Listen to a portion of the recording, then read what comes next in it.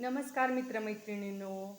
आज वटपौर्णिमा विशेष तुम्हाला मी एक संदेश देणार आहे.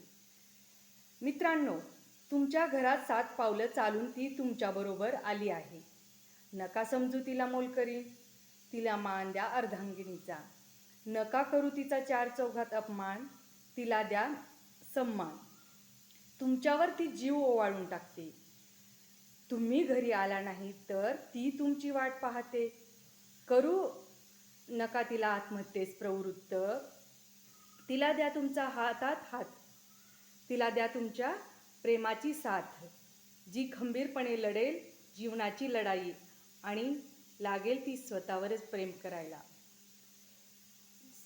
सो मित्रमैत्रिणींनो, तुमच्या पत्नीला सन्मान द्यायला विसरू नका.